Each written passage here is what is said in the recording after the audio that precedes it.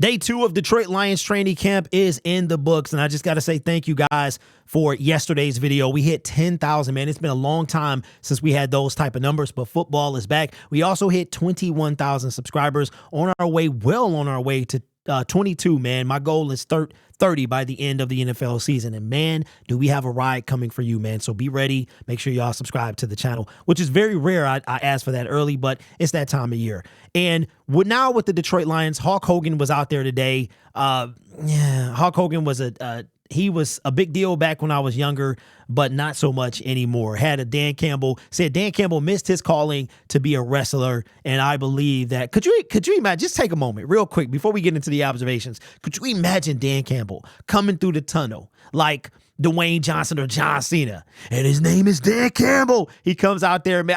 I can see Coach out there right now, man. That'd be crazy. NFL would never allow that, but that would be something to see. But we're going to go to Tim Twentyman like we did. He was one of the first guys to have observations out, man. Let's take a look at Tim Twentyman and his day 2 observations. Now, today we're going to talk about somebody on the defensive line that might be making a push to make the roster, the wide receiver competition, and a kicker by the name of Jake Bates, who could be kind of close to that starting role, man. We're going to see. Without further ado, let's get into it. He says, opportunity knocks. Defensive lineman Levi Onwuzurike is entering the 4th and final season of his rookie contract in Detroit after being a second-round pick in 2021.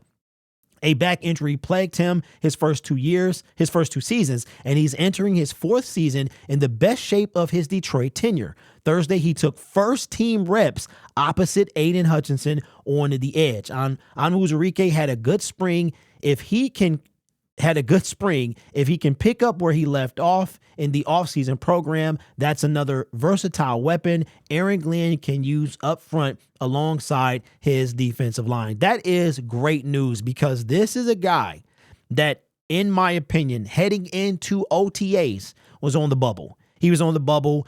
We wouldn't really lose too much by cutting him. A second-round pick, 4th year of his contract. His salary is not that big of a deal. I still think there's an outside chance he doesn't make the team. It all depends on whether or not he can stay healthy or not. So we are going to be able to see. Levi did make a couple big plays last year. It would be great to have an additional kind of that pass rusher depth, man, because there will be injuries. And Levi, man, hopefully he can stay healthy. I think we'll be having the same conversation about Josh Paschal next year. So hopefully we'll see how it plays out for him and the Detroit Lions. What about the wide receivers? He says, wide receiver competition.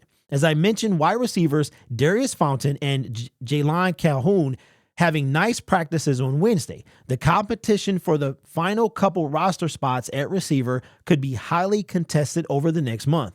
Another name to keep an eye on is Caden Davis. If you guys remember, Caden Davis was the individual that got a beat on Terrion Arnold in a play breakdown we did during OTAs. He had a great spring, and I thought he really had a nice practice Thursday with a sliding catch alongside and a couple other nice plays down the field. Fountain was good again Thursday too, highlighted by a deep ball from Goff for a touchdown in a 7-on-7 period, getting behind Arnold. Now, ladies and gentlemen, this guy is having rookie growing pains for sure. It's the second time, and don't forget, Caden is the one that beat Arnold, but Arnold made for it on the back end. Now, I brought up his speed yesterday, that he ran a 4.5, I think I remember, and you guys said that he ran at the combine with a injured Hemi. First of all, I got to give him kudos to doing that. Maybe that's the reason he fell down a little bit. I don't know. I myself, it would be tough for me to run, period, with a hamstring, but to maybe make it worse, I don't know. But shout out to Terrion Arnold. But Caden Davis, I think Caden Davis, Darius Fountain, and Calhoun, I think these are going to be guys similar to that Dylan Drummond, Chase Cota, those guys last year. Not everybody can make the team. I see only one of those guys making the team. We got to see what happens as training camp, goes forward. But it's really the decision is not made in training camp who stays and who goes. It is made in those 3 critical preseason games. And the sad part is the NFL is contemplating an 18-game season before 2030.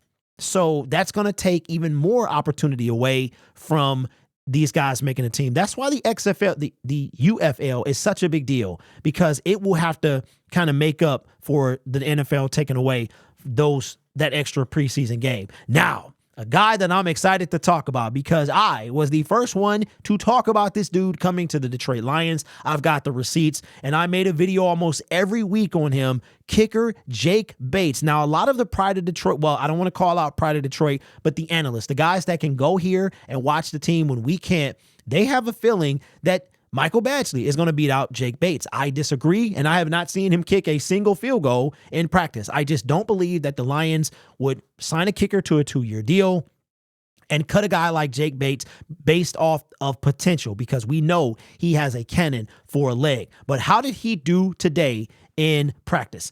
Says big leg. He should have put big leg Bates. It was the Jake Bates show in practice Thursday as he took all the kicks in team periods. That is a big deal. I had him at a perfect 6 for 6, ranging from 24 to 53 yards. The power in that right leg is no joke. His 53-yarder nicked the right post and still landed a good 10 yards past the crossbar. Consistency will be big for him trying to beat out Michael Badgley for the kicker job. Now, I apologize for my reading. Yes, I did graduate, elementary school, but the way that my monitor is, it's tough to see. So I apologize for that. But the consistency. Now, you heard it nicked the right, the goal post. It went in, which is what matters.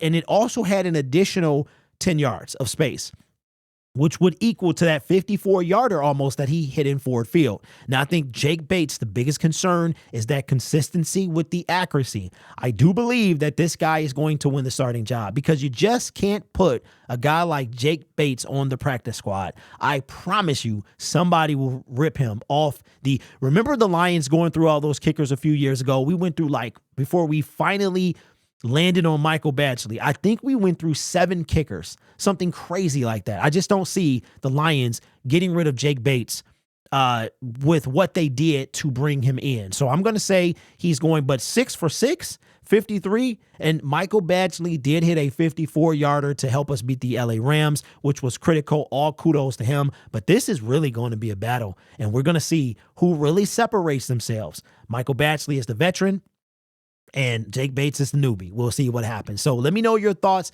in the comments below about day 2 training camp observations. I look forward to hearing from you in the comment section. Now, I got some big news, man. Been working on this for a long time, and that is that on Saturday, the first day of training camp, the 27th, after you guys leave training camp, I will be at FATHEAD, the location in Garden City. It is located on Ford Road and Henry Ruff. You can also Google the address. There are 3 locations in the state of Michigan that I know of: Southgate, across from Ford Field in Detroit, and Garden City, again on Ford Road and Henry Ruff. I will be there streaming, doing a live show from 2 to 4 p.m. But here's the kicker.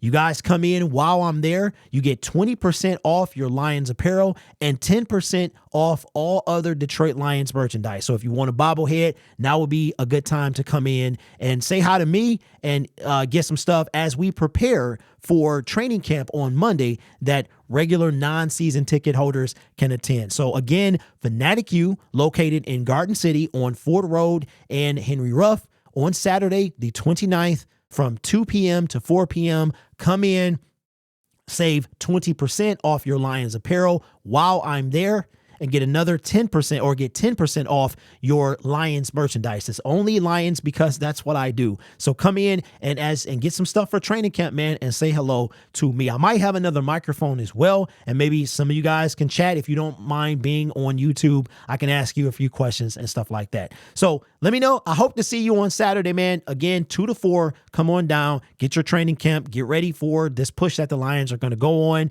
I got some new stuff in stock, man. So come out, say hi to me, man, and get your Lions, more importantly, get your Lions merchandise, man. You guys are awesome. Take care of yourself and each other. Again, thank you for 21,000. It's only up from here, man. And as always, go Lions. I'll see you on Saturday.